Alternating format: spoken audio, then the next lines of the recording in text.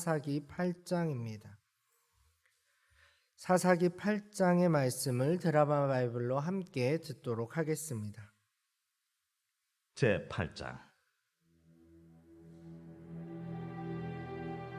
에브라임 사람들이 기드온에게 이르되 내가 미디안과 싸우러 갈 때 우리를 부리지 아니하였으니 우리를 이같이 대접함은 어찌 됨이냐? 하고 그와 크게 다투는지라. 기드온이 그들에게 이르되 내가 이제 행한 일이 너희가 한 것에 비교되겠느냐? 에브라임의 끝물 포도가 아비에슬의 만물 포도보다 낫지 아니하냐? 하나님이 미디안의 방백 오렙과 세입을 너희 손에 넘겨주셨으니 내가 한 일이 어찌 너희가 한 것에 비교되겠느냐? 하니라. 기드온이 이 말을 하매 그때에 그들의 노여움이 풀리니라.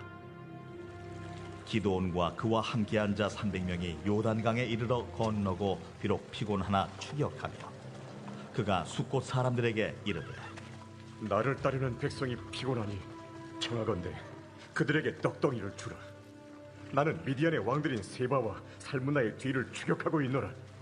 숫곳의 방백들이 이르되 세바와 살문나의 손이 지금 내 손 안에 있다는 거냐? 어찌 우리가 내 군대에게 떡을 주겠느냐? 그러면 여호와께서 세바와 살문나를 내 손에 넘겨주신 후에 내가 들가시와 찔레로 너희 손을 찢으리라. 하고 거기서 분우엘로 올라가서 그들에게도 그같이 구한즉 분우엘 사람들의 대답도 숫곳 사람들의 대답과 같은지라.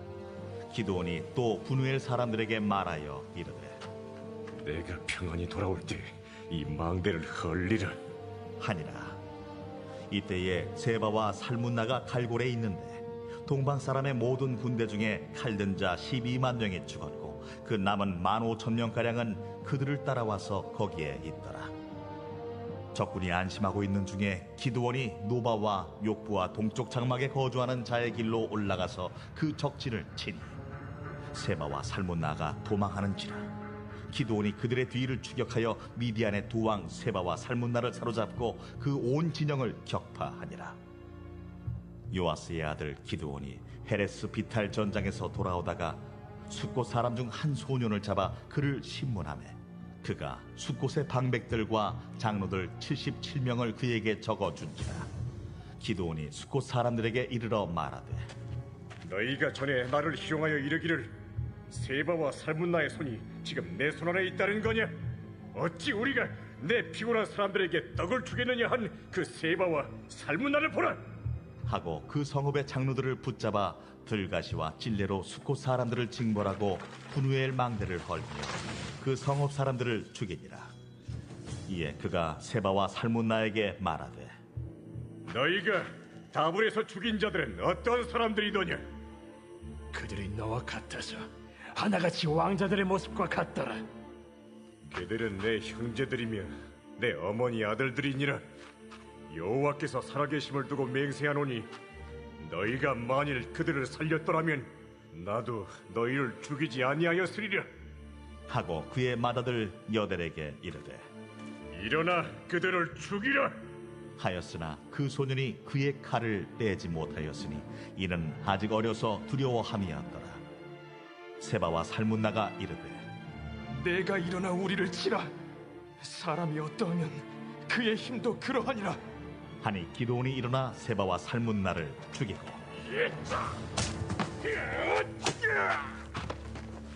그들의 낙타목에 있던 조승달 장식들을 떼어서 가지니라. 그때에 이스라엘 사람들이 기드온에게 이르되 당신이 우리를 미디안의 손에서 구원하셨으니 당신과 당신의 아들과 당신의 손자가 우리를 다스리소서. 내가 너희를 다스리지 아니하겠고 나의 아들도 너희를 다스리지 아니할 것이요 여호와께서 너희를 다스리시리라. 내가 너희에게 요청할 일이 있으니 너희는 각기 탈취한 귀고리를 내게 줄지니라. 이는 그들이 이스마엘 사람들이므로 금 귀고리가 있었습니다. 무리가 대답하되 우리가 즐거이 드리리이다. 하고 겉옷을 펴고 각기 탈취한 귀고리를 그 가운데에 던지니 기드온이 요청한 금 귀고리의 무게가 금 1700세겔이요 그 외에 또 조승달 장식들과 폐물과 미디안 왕들이 입었던 자색 의복과 또 그 외에 그들의 낙타목에 둘렀던 사슬이 있었더라. 기드온이 그 금으로 에봇 하나를 만들어 자기의 성읍 오브라에 두었더니 온 이스라엘이 그것을 음란하게 위함으로 그것이 기드온과 그의 집의 올무가 되니라. 미디안이 이스라엘 자손 앞에 복종하여 다시는 그 머리를 들지 못하였으므로 기드온이 사는 40년 동안 그 땅이 평온하였더라. 요아스의 아들 여룹바알이 돌아가서 자기 집에 거주하였는데 기드온이 아내가 많으므로 그의 몸에서 낳은 아들이 70명이었고 세겜에 있는 그의 첩도 아들을 낳았으므로 그 이름을 아비멜렉이라 하였더라. 요아스의 아들 기드온이 나이가 많아 죽음에 아비에셀 사람의 오브라에 있는 그의 아버지 요아스의 묘실에 장사되었더라. 기드온이 이미 죽음에 이스라엘 자손이 돌아서서 바알들을 따라가 음행하였으며 또 바알 브릿을 자기들의 신으로 삼고 이스라엘 자손이 주위의 모든 원수들의 손에서 자기들을 건져내신 여호와 자기들의 하나님을 기억하지 아니하며 또 여룹바알이라 하는 기드온이 이스라엘에 베푼 모든 은혜를 따라 그의 집을 후대하지도 아니하였더라. 아멘. 성경에는 수많은 인물들이 나옵니다. 그 인물들은 하나님과의 관계성 안에서 하나님 나라의 역사를 만들어 가고 있습니다. 그런데 우리는 어떤 사람, 어떤 사건에 초점을 맞춰서 나의 신앙의 모델, 우리의 신앙의 모델로 삼는 것을 조심할 수 있어야 합니다. 왜냐하면 아무리 잘난 인간도 인간이기 때문입니다. 수많은 강점이 있다 해도 한 가지 약점으로 망가질 수 있습니다. 또한 수많은 약점이 있어도 그 약점을 하나님께서 써주실 수 있습니다. 우리는 계속 사사기를 따라가고 있습니다. 사사기의 중심에는 당시 어두운 이스라엘의 시기에 하나님께 선택받아 이스라엘을 구원하는 12명의 사사들이 나옵니다. 당연히 사사들은 당시에 손에 꼽힐 만한 인물이자 리더였으며 모든 이스라엘 사람들에게 모델이 되었습니다. 특별히 기드온의 경우 미디안의 억압 속에서 가장 벌벌 떨었던 겁쟁이였습니다. 하나님은 그런 기드온을 설득하고 설득하시어 사사로 부르시고 300명의 용사의 그 리더로서 세워주셔서 나팔과 항아리와 횃불만으로 미디안을 무찌르는 그런 승리를 이루어 주십니다. 게다가 오늘 8장의 앞부분에는 기드온의 겸손함과 지혜로움이 드러나는 사건이 나오는데요. 승리한 기드온에게 에브라임 지파가 찾아옵니다. 그리고 미디안과 싸울 때 자신들은 부르지 않은 것에 대한 불만을 표출하게 됩니다. 그런데 에브라임은 12장에서도 사사 입다에게 이렇게 불평하는 장면이 나옵니다. 이를 통해 알 수 있는 사실은 에브라임이 정말 하나님의 전쟁에 참여하고 싶다라기보다는 어려울 때는 숨어 있다가 승리한 뒤에 나와서 불만을 제기하며 그렇게 사사의 권위에 태클을 거는 족속으로 보는 것이 맞을 것 같습니다. 사실 한 공동체, 한 나라가 흔들리는 것은 외부의 적도 물론 있지만 내부에서 질투하며 또 태클을 걸며 경쟁하고 싸울 때 더 위험합니다. 작은 구멍 하나가 큰 뚝을 무너뜨릴 수 있기 때문이죠. 만약 우리가 기드온이었으면 어땠을까요? 속상하고 기분 나쁘지 않겠습니까? 자칫하다가는 더 큰 집안 싸움이 일어날 수도 있습니다. 그런데 기드온은 에브라임 사람들에게 내가 행한 일이 너희의 행한 일과 비교가 되겠느냐?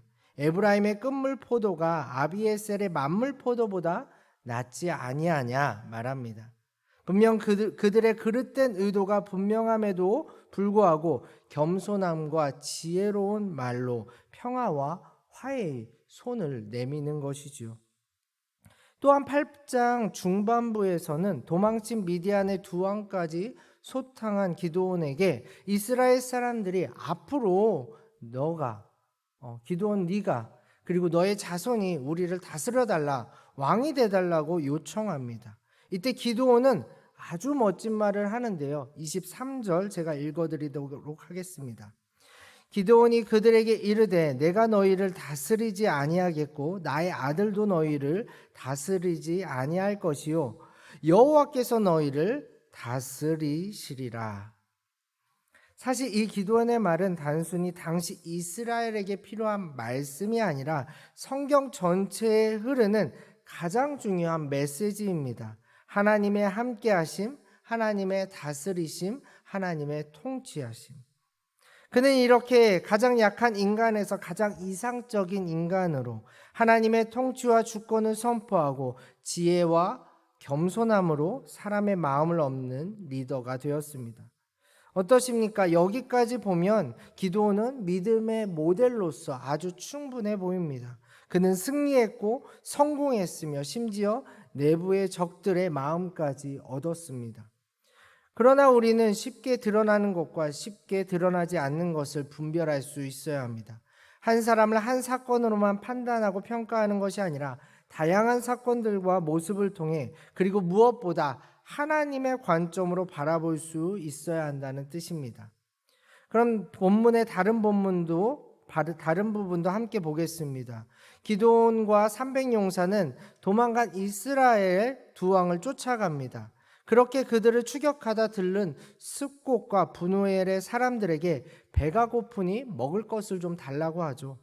그런데 숫곳과 분우엘 사람들은 혹시 모를 미디안의 보복이 두려워서 기드온의 요구를 거절합니다. 그때 기드온은 먹을 것을 주지 않는 사람들에게 그곳 사람들에게 보복을 하겠다고 경고했고 미디안의 두 왕을 잡은 후에 돌아오면서 아주 잔인하게 복수를 해버립니다. 참 이상하죠. 에브라임 사람들을 향해서 겸손함과 지혜의 말을 했던 그 리더의 모습은 온데간데 사라지고 불안하여 식사 대접을 안 했다고 자기 민족을 이토록 아프게 대했습니다. 이로써 기드온의 실체가 하나 벗겨졌습니다. 에브라임 사람들과 숫곳과 부르의 사람을 다르게 대하는 기드온의 모습. 결국 그는 상대방이 누구냐에 따라 상대방의 힘과 규모에 따라 자신의 얻는 이익에 따라 자세를 바꾸는 사람이었습니다. 그리고 또 하나 충격적인 장면이 8장 후반부에 나오는데요. 그렇게 멋지게 자신은 왕이 될 수 없다고 오직 하나님만이 너희를 다스릴 것이라고 선포한 기드온이 갑자기 미디안에게서 취한 귀고리를 요구합니다. 이 제안에 이스라엘 백성은 금 귀고리와 해, 달 장식을 주었고 패물과 미디안이 왕이 입었던 의복까지 더했습니다. 그 가운데 금 귀고리의 무게가 금 1700세겔, 즉 우리식으로 계산하면 금 20kg 정도 되는 그 무게에 해당합니다. 어마어마한 양이죠. 기드온은 이것으로 에봇을 만들었다고 나옵니다. 에봇이란 원래 대제사장이 입는 옷을 의미합니다. 무슨 의미입니까? 당시 이스라엘의 가장 높은 신분은 대제사장이었습니다. 그러니까 말로는 나는 왕이 될 수 없다, 나는 너희를 다스릴 수 없다 했지만 그의 진짜 속마음은, 그의 실체는 이스라엘의 가장 높은 자로 인정받고 싶었던 것입니다. 그리고 이를 증명하기라도 하듯 온 이스라엘이 그것을 음란하게 섬겼다. 그것이 기드온과 그의 집의 올무가 되었다고 기록하고 있습니다. 또한 여기서 그치지 않고 8장 마지막 단락에 보면 기드온의 죽음을 소개하면서 기드온이 아내가 많았고 그의 몸에서 낳은 아들이 70명이라고 나옵니다. 그 중에 세겜의 첩에게서 낳은 아들 아비멜렉의 이름이 나오는데 이 아비멜렉은 기드온의 집안과 온 이스라엘에게 다음 장에서 보면 아주 큰 아픔을 주는 사람입니다. 사랑하는 용인영락교회 성도 여러분, 많은 분들이 오늘도 믿음의 모델을 찾고 있습니다. 그리고 이렇게 기도하죠. 하나님, 누구처럼 되게 해주십시오. 하나님, 나도 저 사람처럼 간증하고 싶습니다. 하나님, 내 자녀에게도 이런 복을 주십시오. 그러나 우리의 진정한 목표가 어떤 사람, 또 그 사람이 받은 복이 되어서는 안 됩니다. 성경은 수많은 믿음의 사람들을 이야기하지만 그 사람들의 약점도 있는 그대로 소개하면서 진정한 신앙의 목표를 땅이 아니라 하늘에 두라고, 사람이 아니라 하나님을 향하라고 요청하고 있습니다. 이를 이 땅에서 완전히 실행하신 분이 바로 예수 그리스도십니다. 그분의 눈과 마음은 항상 하늘을 향해 열려 있었습니다. 그런데 신기하게 그 발걸음은 항상 낮은 곳으로, 가난하고 헐벗은 사람을 위해서, 죄와 어두움이 얼룩진 세상을 향하셨고, 결국 십자가 위에서 가장 높은 삶, 하나님의 뜻을 이루는 삶을 보여주셨습니다.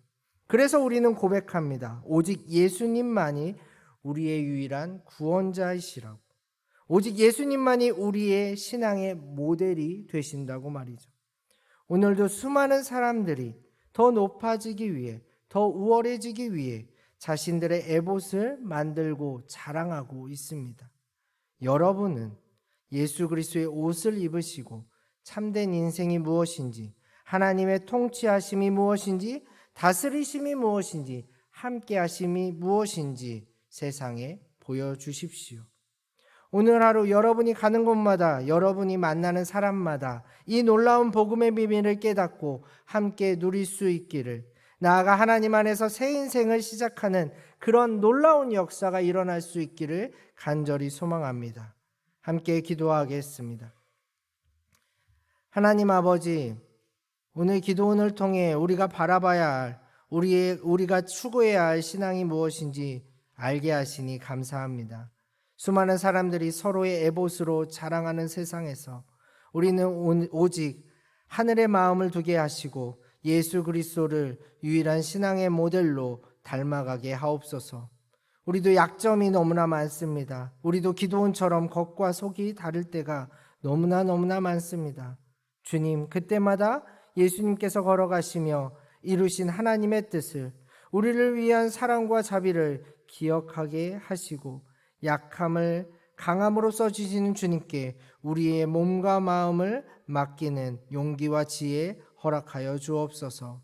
예수님의 이름으로 기도합니다. 아멘. 주님께서 가르쳐